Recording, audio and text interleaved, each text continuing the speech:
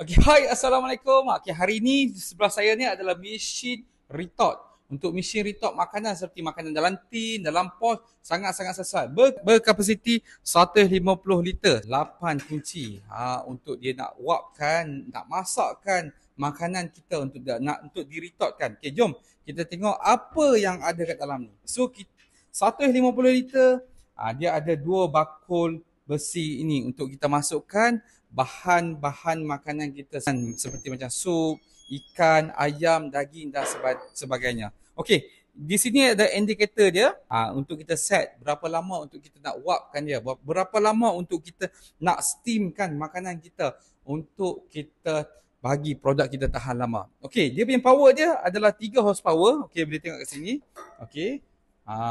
Besar, kena terus sambung ke DB. So, yang mana usahawan yang nak dapatkan mesin retort ni, mesin untuk apa? Untuk bagi produk kita tahan lama. 150 liter dapatkan di Wafid Nasri. Kami di Bertam, Kepala Batas Pulau Pinang. Dapatkan sekarang.